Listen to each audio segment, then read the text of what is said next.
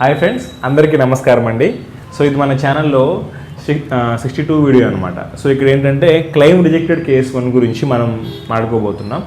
So నేను మీకు ఇంతకుముందు ప్రీవియస్ వీడియోలో చెప్పానండి, ఒక టర్మ్ ఇన్సూరెన్స్ తీసుకునే ముందు సో మనం తెలుసుకోవాల్సిన ఖచ్చితంగా 2 విషయాలు ఏంటంటే, టర్మ్ ఇన్సూరెన్స్ తీసుకున్న తర్వాత కంపెనీ వాళ్ళు ఎలాంటి కేసెస్లో క్లెయిమ్స్ రిజెక్ట్ చేస్తారు, తర్వాత మనకి క్లెయిమ్ ప్రాసెస్ అంతా కూడా ఎలా చేసుకోవాలి అది తెలుసుకుంటే సరిపోతుంది.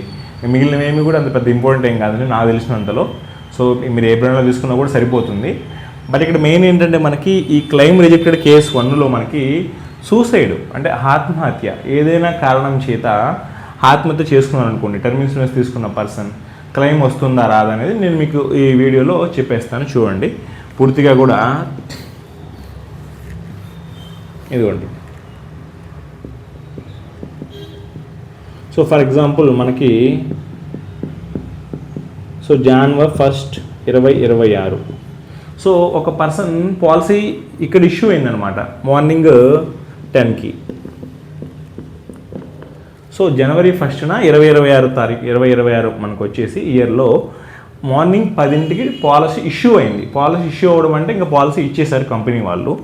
సో ఇక్కడ నుంచి మనకి సేమ్ Jan 1 మళ్ళీ 2027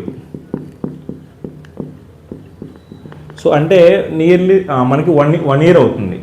సో పాలసీ తీసుకున్న పాలసీ హోల్డర్ ఎవరైతే ఉంటారో కస్టమరు పాలసీ హోల్డర్గా మారుతారు. పాలసీ తీసుకున్న తర్వాత ఎవరైతే పాలసీ హోల్డర్ ఉంటారో టర్మ్ ఇన్సూరెన్స్ తీసుకున్న మొదటి సంవత్సరంలో ఏమైనా సూసైడ్ ఆత్మహత్య చేసుకుంటే అప్పుడు మనకి ఈ ఏదైతే మనకు అనుకుంటున్నామో ₹1,00,00,000 పాలసీ అనేది మనకి క్లెయిమ్ రాదండి, గుర్తుపెట్టుకోండి. క్లెయిమ్ అనేది ఇవ్వరు, రాదు. సో మరి ఎలా అండి అంటే, ఈ ఫస్ట్ ఇయర్లో మనకి ఫర్ ఎగ్జాంపుల్ ఈ పర్సనే ఉన్నారు, ఏ అనే ఒక పర్సన్ ఉన్నారు మనకి.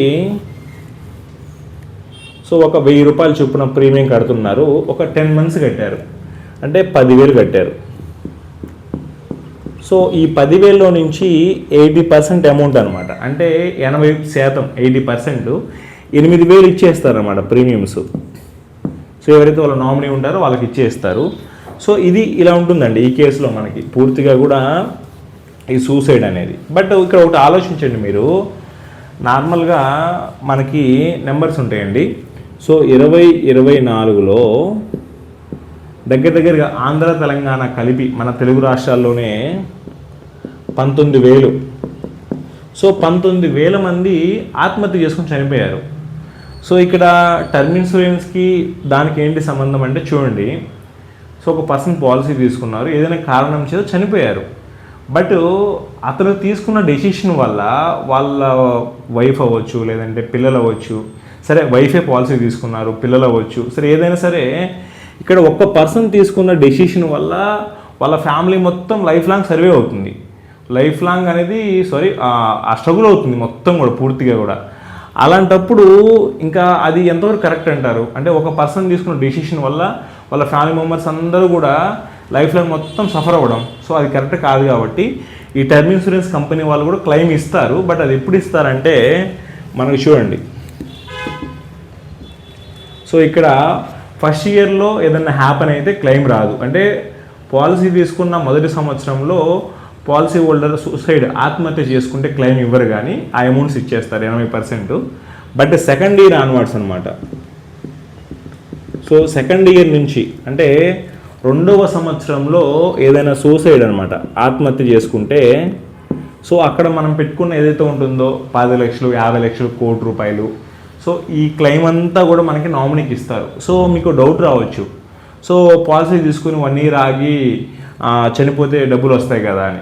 బట్ ఇక్కడ ఏంటంటే, సో నేను ఇంతకుముందు కూడా చెప్పానండి, మనం ఎంత తెలియగల వాళ్ళమో మనకంటే ఇంకా ఎక్కువ తెలియ వాళ్ళు ఉంటారు టర్మ్ ఇన్సూరెన్స్ కంపెనీ వాళ్ళు, ఇన్సూరెన్స్ కంపెనీ వాళ్ళు.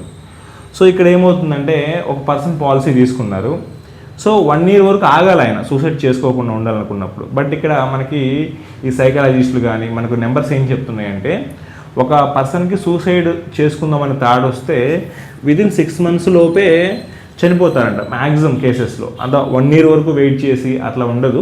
బట్ నేను మీకు ఒక ఐడియా కోసం చెప్తున్నాను ఇది. బట్ ఇక్కడ ఏంటంటే సెకండ్ ఇయర్లో ఏదన్నా సూసైడ్ హ్యాపన్ అయితే అక్కడ పెట్టుకునే, బట్ దానికి మాత్రం రిక్వైర్డ్ డాక్యుమెంట్స్ అన్నీ అడుగుతారు కంపెనీ వాళ్ళు, ఇవ్వాలి తప్పకుండా.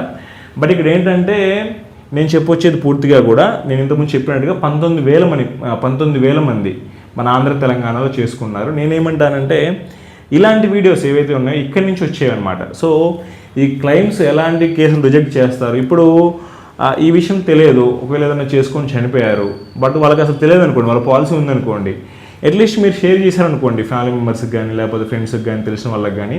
సో ఈ అవేర్నెస్ అనేది మనకు తెలుగు రాష్ట్రాల్లో అందరికీ వెళ్ళింది అనుకోండి. సో రేపటి రోజున మనకి అలాంటి నెంబర్స్ ఏమైనా వచ్చినప్పుడు సూసైడ్ చేసుకున్నప్పుడు ఎంత కొంత వాళ్ళ ఫ్యామిలీ హెల్ప్ అవుతుంది అమౌంట్. సో ఇక్కడ అమౌంట్ కోసమని ఏం చనిపోరండి, బట్ ఆ డెసిషన్ తీసుకున్నప్పుడు ఆ కస్టమర్ ఇంకా తీసుకుంటారు, చనిపోతారు, బట్ వాళ్ళ ఫ్యామిలీ మాత్రం సఫర్ అవ్వకూడదు కదా. అందుకని ఇలాంటి ఏదైతే ఉంటుందో ఇక్కడి నుంచి నేను ఇంతకుముందు కూడా చెప్పాను. సో ఇలా ఇక్కడి నుంచి ఈ సిరీస్ ఏదైతే ఉంటుందో ఇక్కడి నుంచి షేర్ చేయండి పూర్తిగా కూడా. సో ఈ వీడియో అయితే ఇంతేనండి. తర్వాత మీకు సెకండ్ కేసు పాలసీ ల్యాబ్స్ అయినప్పుడు కూడా మనకి అమౌంట్ రావు. నెక్స్ట్ మీకు వీడియోస్లో పాలసీ ఇష్యూడ్ ఎలా అవుతుంది, గ్రేస్ పీరియడ్ అంటే ఏంటి, ల్యాబ్స్ అంటే ఏంటి, అవి నేను చెప్తాను. అవి చెప్పిన తర్వాత మీకు ముందుకు వెళ్దాం. సో ఈ వీడియోలో అయితే ఇంతేనండి. Thanks for your valuable time. Thanks for watching this video.